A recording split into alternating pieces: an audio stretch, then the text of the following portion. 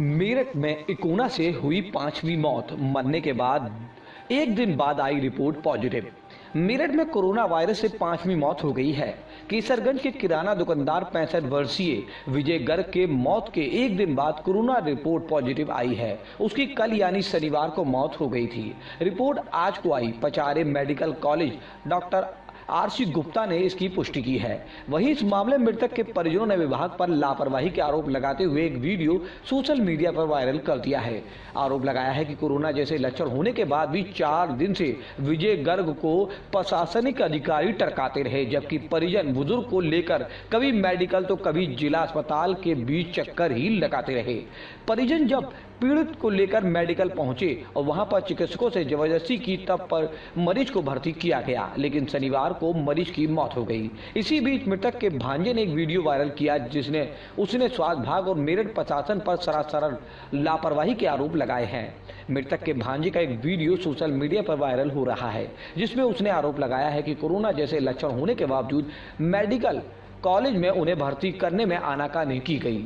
यहाँ बड़ा सवाल ये पैदा होता है कि छोटे से छोटा लक्षण भी होने पर तुरंत क्वारंटाइन और अस्पताल में भर्ती करने के आदेश दिए गए हैं, लेकिन मेरठ प्रशासन है कि परिवारजनों के कहने के बाद भी बुजुर्ग को भर्ती नहीं किया। इससे तो साफ पता चलता है कि मेरठ प्रशासन खुद चाहता है कि मेरठ में कोरोना बीमारी काबू से बाहर होकर चारों तरफ फैल जाए। मोहित जी, क्या हुआ है, क्या घटना हुई है, पूरा बताएंगे? पापा को फीवर हुआ था। कब हुआ था फीवर? 19 तारीख को जी। पापा को जो है फीवर हुआ था। प्राइवेट में डॉक्टर को दिखाया। डॉक्टर ने देखने को मना कर दिया कि हमें परमिशन नहीं है फीवर सर्दी जुकाम के मरीजों को देखने के लिए। आप जिला अस्पताल में ले जाइए। जिला अस्पताल में दिखाया, उन्होंने दूर से ही मना कर दी कि हम नहीं इलाज कर पाएंगे। 2 दिन की खुराक दे दी कि आप इसे खिला देना और इससे आपको आराम पड़ जाएगा। वो बीमारी घटने के बजाय उनकी बढ़ गई। यहाँ आने के बाद में क्या हुआ है? यहाँ पे हम लेकर आए थे फर्स्ट टाइम मंगलवार को रात को। मंगलवार की रात को एम्बुलेंस भेजी गई थी, वो भी किसी जानकारी के थ्रू आई थी। यहाँ तो 108 नंबर पर तो फोन उठा ही नहीं था उनका। जानकारी एम्बुलेंस आई 11:30 बजे, मम्मी पापा को लेकर आए। यहाँ पर देखने के बाद उन्होंने 5 दिन की दवाई दे दी। कहा कि आप 5 दिन के बाद सही हो जाओगे, और ये दवाई लेकर रात को 12:30 बजे उन्हें ऐसे छोड़ दिया कि आप घर चले जाओ। अब रात को साधन चलने का, व्हीकल चलने का कोई है नहीं। दोनों बुढ़िया बुढ़िया हमारे बुजुर्ग हैं, दोनों पैदल केसरगंज तक गए हैं। इन्हें इतना दर्द नहीं आया कि रात को पेशेंट की तबीयत खराब है कि यहाँ रोक लेते।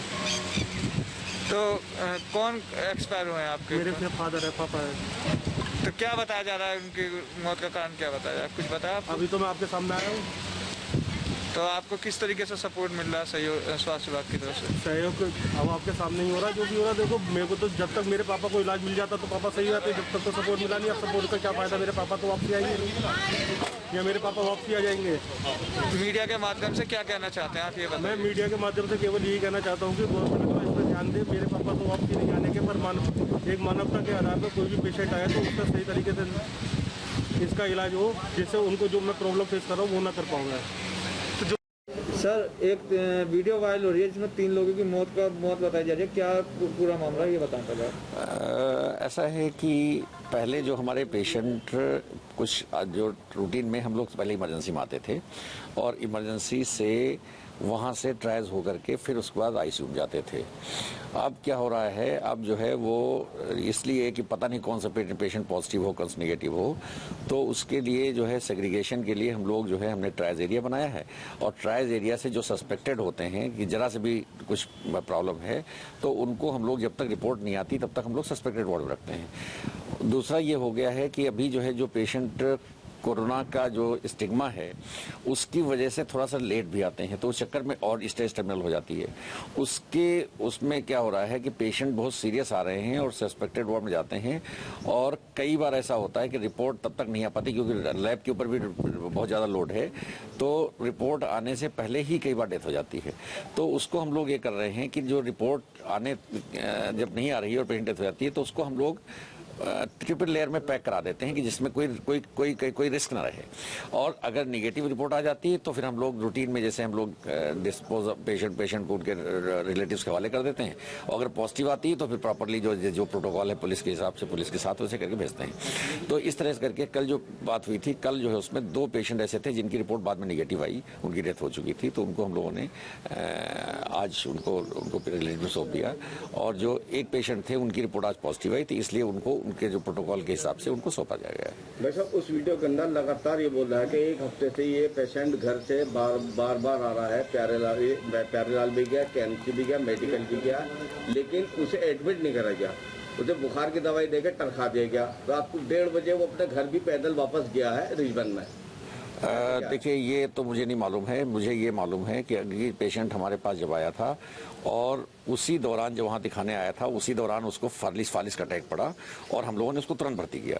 और तुरंत भर्ती करने के बाद 6 बजे करीब, परसों की बात है, परसों शाम को 6 बजे भर्ती हुआ था और उसके बाद हम लोगों ने उसका प्रॉपर इलाज शुरू किया।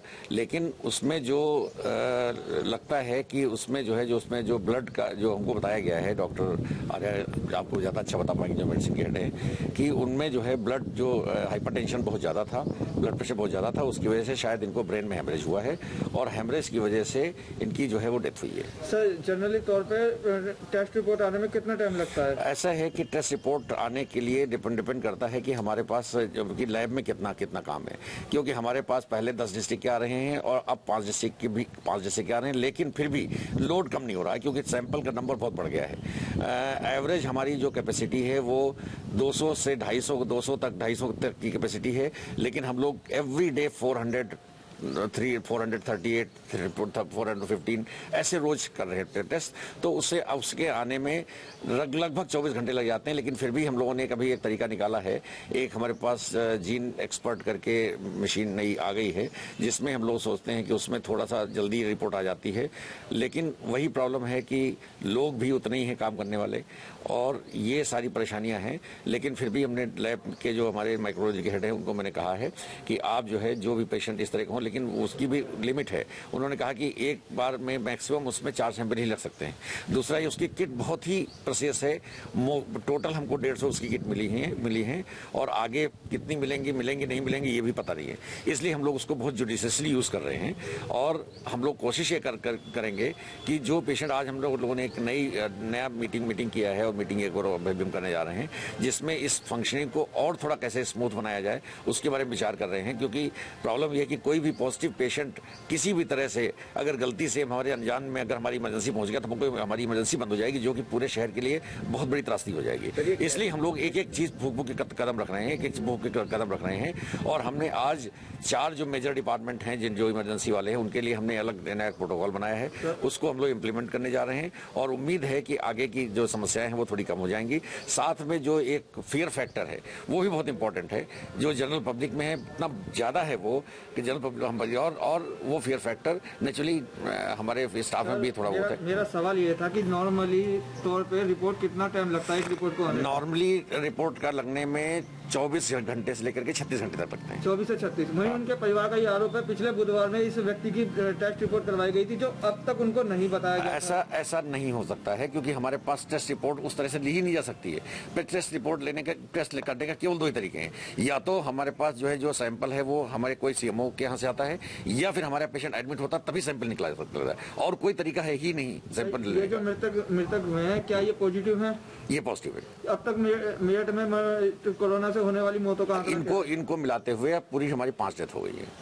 डॉक्टर साहब, जैसा कि उस वीडियो के अंदर क्लियर कहा गया है कि स्वास्थ्य विभाग की खामियां हैं तो उन्होंने एडमिट नहीं करा, इसके ऊपर क्या कहना है?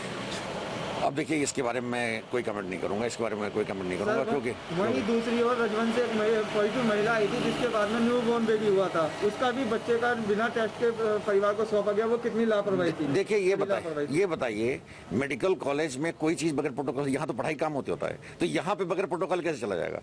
34 पेज की हमारे पास प्रोटोकॉल हमसे आप ले लीजिए, मैं आपको दिखाता हूँ, पढ़ा के दिखाता हूँ। जो किया गया 100% प्रोटोकॉल के हिसाब से किया गया है, क्योंकि ये हम नहीं कर सकते हैं कि बच्चे को हम पॉजिटिव मदद पा रखते हैं, ये नहीं हो सकता है, इट इज नॉट पॉसिबल। उसमें जो है जो प्रोटोकॉल है उसमें ये क्लियर कट है कि अगर उसके ऊपर मरीज पेशेंट का सीजर हुआ है, सीजर वाली मदर कैसे अपने बच्चे को संभालेगी जिसका ऑपरेशन हुआ है? तो इसलिए उसमें ये जो प्रोटोकॉल है बिल्कुल क्लियर प्रोटोकॉल ये कह रहा है कि बच्चे को उसके फादर या जो निगेटिव पर्सन है उसको, उसके फादर निगेटिव आ चुके थे, उनको दिया गया। ये पेशेंट कहाँ से आया था, क्या नाम था जो एक्सपायर हुआ? मुझे पहले ये बात पूरी कर लेनी चाहिए।